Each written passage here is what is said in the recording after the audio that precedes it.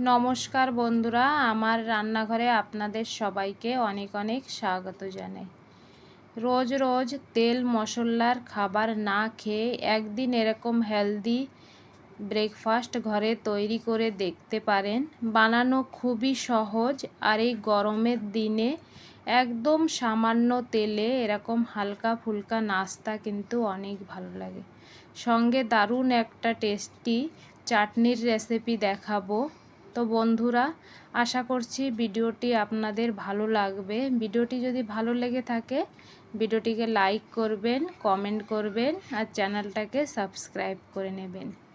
আর এখানে খাবারগুলো দেখতে পাচ্ছেন কতটা সুস্বাদু হয়েছে দেখা যাচ্ছে। বানানো কিন্তু একদম সহজ, 10 মিনিটে তৈরি হয়ে যাবে। আর এই খাবারগুলো আজকে আমি একটা নতুন জিনিস দিয়ে আপনাদেরকে বানিয়ে দেখাবো। পিছনটাও দেখতে পাচ্ছেন কত সুন্দর হয়েছে আর কতটাই নরম। তো চলুন এই খাবারগুলো বানানো শুরু করা যাক। বন্ধুরা, এই খাবারগুলো বানানোর জন্য আমি নিয়েছি 1 বাটি সুজি আর একটা ভুট্টা। এখনই কিন্তু মার্কেটে অনেক পরিমাণে ভুট্টা পাওয়া যাচ্ছে, তাজা তাজা ভুট্টা। তো ভুট্টাটাকে আমি ছিলে নিয়েছি, আর দেখা যাচ্ছে ভুট্টাটা কিন্তু অনেক কচি, একদম নরম কচি ভুট্টাটা আমি মাঝখান থেকে ভেঙে নিয়েছি। এবার ভুট্টাটাকে আমি এইভাবেও ছাড়িয়ে নিতে পারবো, আর আপনাদেরকে আমি আর এক রকমও দেখাচ্ছি। আপনারা এইভাবেও ছাড়িয়ে নিতে পারেন। এইভাবেও ভালো ছাড়ানো যাচ্ছে, দেখুন দানাগুলো বেরিয়ে আসছে। আবার একটা সহজ পদ্ধতি আমি আপনাদেরকে দেখাচ্ছি। এরকম একটা চাকু নেবেন আর এইভাবে ভুট্টাগুলো কেটে কেটে নেবেন। খুব সুন্দর তাড়াতাড়ি এইভাবে ভুট্টাগুলো ছাড়ানো যায়। তো আপনাদের যেইভাবে পছন্দ আপনারা কিন্তু সেইভাবে ভুট্টাগুলো ছাড়িয়ে নিতে পারেন, যেইভাবে আপনাদের সুবিধা হয়। আমি এইভাবে চাকু দিয়ে সব ভুট্টাগুলো দেখুন ছাড়িয়ে নিয়েছি। কি সুন্দর ভুট্টাগুলো একদম নরম দেখা যাচ্ছে। এবার আমি 1 বাটি সুজি একটা বড় বাটিতে নিয়ে নিয়েছি। সুজির মধ্যে আমি দিয়ে দেব 3 থেকে 4 চামচ টক দই। আর এবার বাটিটা ধুয়ে একটু জলও দিয়ে দেব। সুজি আর দইটাকে ভালো করে একসঙ্গে আমি মিক্স করে নেব। এই খাবারটা কিন্তু অনেকই হেলদি বন্ধুরা। সুজি আর ভুট্টা দিয়ে তৈরি, খেতেও কিন্তু অনেক সুস্বাদু লাগবে, কারণ ভুট্টা তো অনেকই ভালো লাগে খেতে। তা দেখুন ভালো করে এখানে আমি মিশিয়ে নিয়েছি সুজি আর দইটা। এবার এটাকে আমি একটু ঢাকা দিয়ে রেখে দেব। আর এখানে যে ভুট্টাগুলো আমি নিয়েছি এই ভুট্টাগুলো এবার আমাদের পিষে নিতে হবে। ভুট্টাগুলো আমি একটা মিক্সিং জারের মধ্যে দিয়ে সামান্য একটু জল দিয়ে দেব, আর একবার এটা ঘোরালেই ভালো সুন্দর একদম পেস্ট হয়ে যায়। বেশি টাইম লাগে না, একবার ঘোরালেই সুন্দর দেখুন একদম পেস্ট হয়ে গিয়েছে। দেখতে কত সুন্দর লাগছে বন্ধুরা। এবার এই পেস্ট আমি দিয়ে দেব সুজির মধ্যে। তো ভুট্টা সুজি দিয়ে যে এত সুন্দর খাবার তৈরি করা যায় আগে কিন্তু জানতাম না বন্ধুরা। আর আমি বানালাম, ভুট্টা ছিল ঘরে, বানানোর পরে খেতে অনেকই ভালো লাগছে। সবাই কিন্তু খুব পছন্দ করেছে এই খাবারটা। তো দেখুন আমি ভুট্টাটা দিয়ে ভালো করে সুজির সঙ্গে মিশিয়ে নিয়েছি।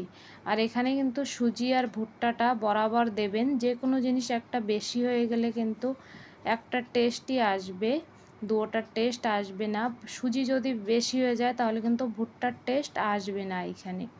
আর ভুট্টা সুজিটা বরাবর দেবেন। তো ভুট্টা লাগবে, যে এই খাবারটা আমরা ভুট্টা দিয়েই তৈরি করেছি। তারপরে এই মিক্সিং জারটা ধুয়ে একটু জল দিয়ে দিলাম, কারণ এই ব্যাটারটা আমাদের একটু পাতলা লাগবে, একদম গাঢ় ব্যাটারের আমাদের প্রয়োজন নেই। এরকম একটা পাতলা ব্যাটার বানাতে হবে।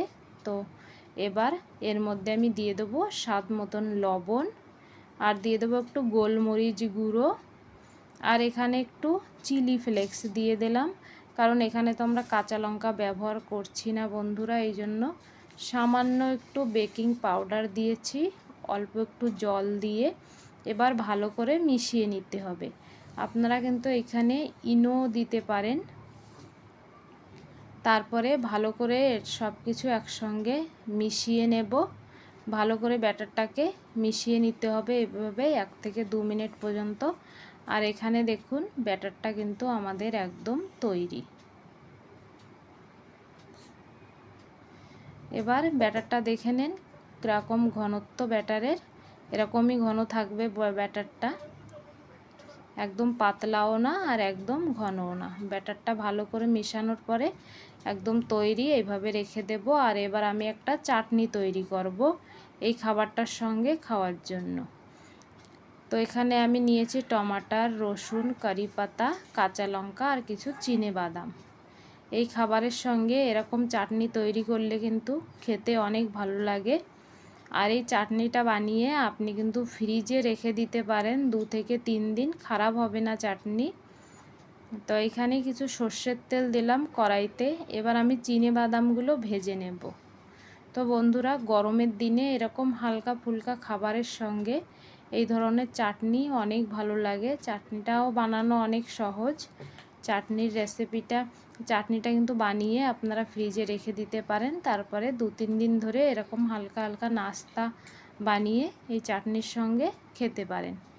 চিনেবাদামগুলো আমি ভেজে নিয়েছি। তারপরে এর মধ্যে দিয়ে দেব রসুন আর কাঁচা লঙ্কা। এ দুটো ভালো করে একটু ভেজে নেব। তারপরে আমি এর মধ্যে কারি পাতা দেব। তো বন্ধুরা, সবসময় কিন্তু ঘরে কাঁচা নারকেল থাকে না। এই ধরনের খাবারের সঙ্গে নারকেলের চাটনিও অনেক ভালো লাগে। তো এইভাবে খালি বাদাম দিয়ে টমাটার দিয়ে কিন্তু আপনারা চাটনি বানিয়ে নিতে পারেন। আর যদি রসুন না খান আপনারা, তাহলে রসুনটাকে এখানে স্কিপ করতে পারেন। আর চাইলে আপনারা এখানে পেঁয়াজও দিতে পারেন। এবার রসুন লঙ্কা ভাজা হয়ে গেলে এর মধ্যে আমি কারি পাতা টমাটার দিয়েছি। এবার উপর থেকে সামান্য একটু লবণ ছড়িয়ে দেব। টমাটারগুলো খুব শীঘ্রই এখানে নরম হয়ে যাবে আর ভাজা হয়ে যাবে। এই কারণে লবণটা দিয়ে আবার আমি ভালো করে এখানে মিশিয়ে গ্যাসের ফ্লেমটা একদম লোতে করে 2 থেকে 3 মিনিটের জন্য রেখে দেব। আর মাঝে মাঝে একটু নাড়াবো, টমাটারটা একদম মজে যাবে। এখানে দেখুন টমাটারটা মজে গিয়েছে 2 থেকে 3 মিনিটের মধ্যে। এবার আমি এই টমাটার আর এই লঙ্কা রসুন সব মিক্সিং জারের মধ্যে নামিয়ে নিয়েছি। কড়াইতে টমাটার লেগেছিল, কড়াইটা ধুয়ে একটু মিক্সিং জারের মধ্যে দিয়ে দিয়েছি, কারণ একটু জলের দরকার ছিল এই জন্য। তারপরে পেস্ট বানিয়ে নিয়েছি। দেখুন এরকম একটা চাটনি তৈরি হয়ে গেল। আপনারা চাইলে কিন্তু এই চাটনিটায় তড়কাও লাগিয়ে দিতে পারেন সরষে আর সরষের তেলের। এবার দেখুন আমাদের খাবার তৈরি করে নিতে হবে। তো আমি একটা প্যান গরম করে নিয়েছি, ওর মধ্যে আমি 2 চামচ মতন রিফাইন্ড অয়েল দিয়েছি। বন্ধুরা, আপনারা চাইলে কিন্তু খাবারটা ঘি দিয়েও তৈরি করে নিতে পারেন। 2 চামচ মতন রিফাইন্ড তেল দিয়ে এবার 1 চামচ ব্যাটার আমি এইভাবে দিয়ে দেব প্যানে। খাবারটা আপনারা ছোট বড় আপনাদের হিসাব মতন বানিয়ে নিতে পারেন।